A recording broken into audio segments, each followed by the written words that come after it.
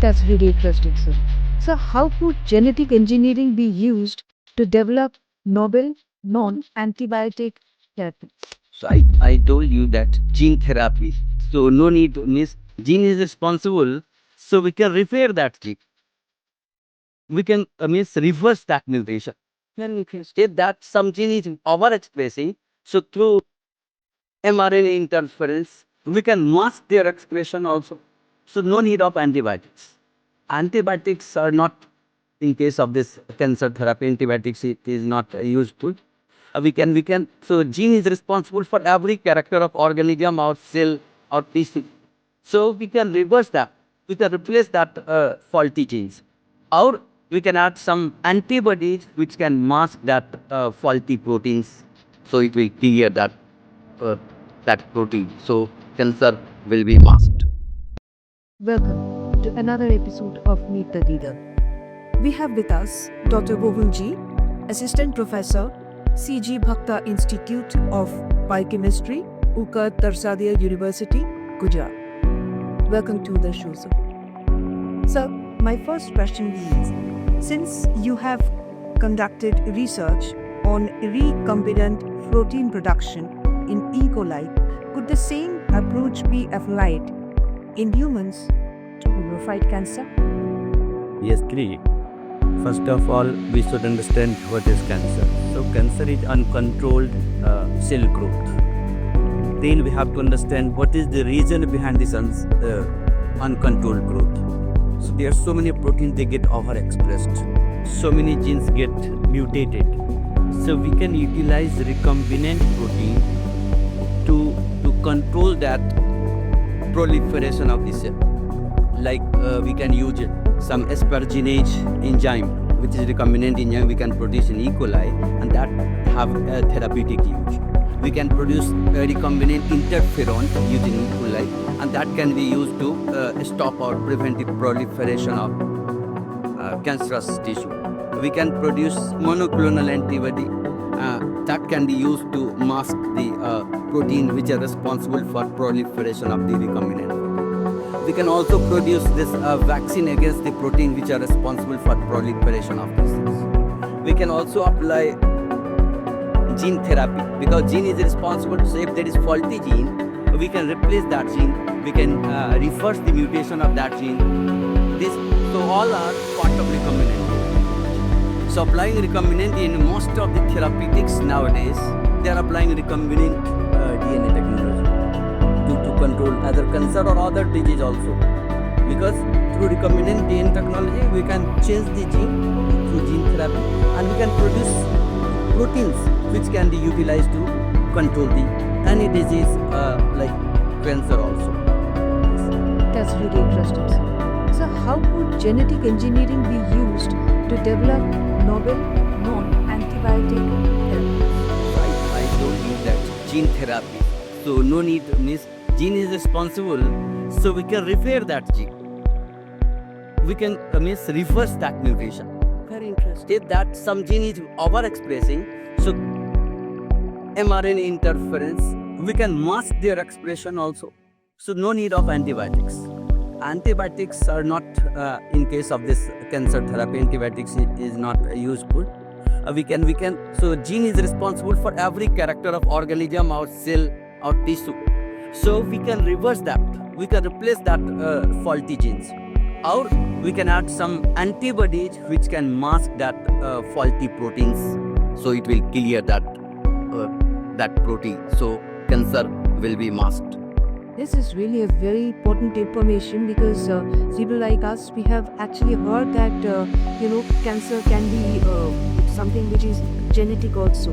I don't know whether it is myth or reality. Genetic, what I told you, gene can be changed. Yes. Nowadays, due to CRISPR-Cas technology, due to availability of other technology of gene therapy, you can say. So we can reverse that mutation. Faulty gene can be reversed. Very important information for all of us. Sir, as you have visited Parul, what is the special thing in Parul University that you like, and especially from academic research, how much, what is the thing that you are liking the most in Parul University, sir? So this is third time my third visit of my Parul University. Once I have visited as a resource person in CRISPR-Cas workshop.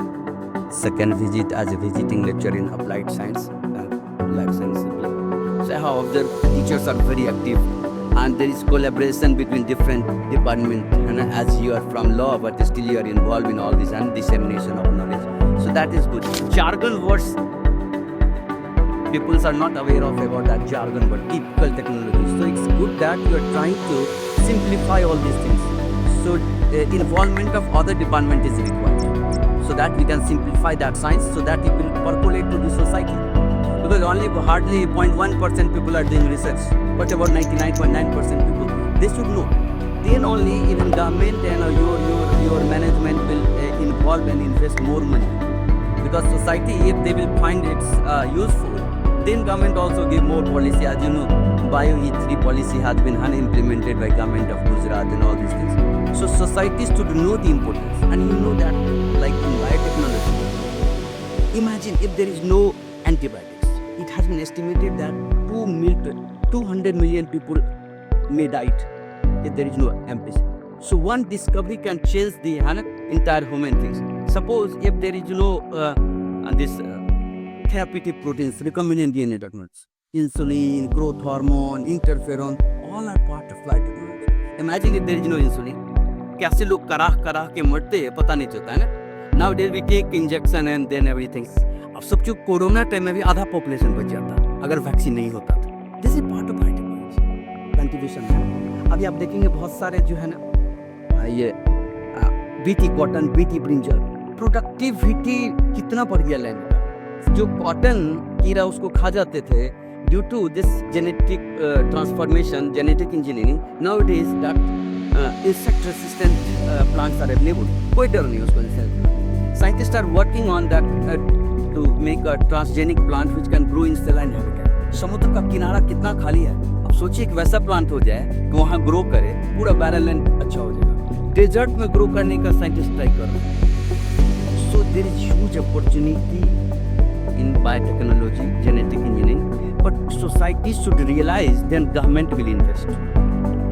So Parul University is playing a very, very, you can say, nowadays they have RDC also, research and development, since they are doing good. I know so many scientists from there. So obviously Parul University is leading, but other universities also trying to share their hands in all these things. They say deep, you can say deep technology is required, more investment is required, but it has very huge, you can say, impact on society, and not only to 10 years or 20 years, है ना. इसका सैकड़ों साल तक उसका impact होगा. एक vaccine technology आया, आप देखो कि पहले लोग टेक्नोस से कितने लोग मर जाते थे, है ना. बहुत सारे डिजीज से, pathogenic disease, now we are free, है ना. ये नहीं हो रहा. सो ऑल हम तो कहते हैं कि दूसरे स्ट्रीम के लोग भी या इन्वेस्टमेंट भी बायोटेक्नोलॉजी में ज़्यादा से ज़्यादा करें टू सेव द ह्यूमैनिटी.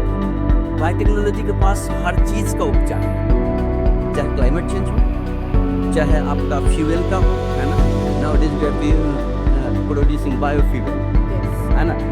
अब एक ग्रीन रिवॉल्यूशन आया. सोचो जब 35 करोड़ जनसंख्या थी तब पेट नहीं बढ़ता था, है ना. एक ग्रीन रिवॉल्यूशन आया, अभी हम सरप्लस हम दूसरे देश को भी दे रहे हैं. This is impact of scientific contribution.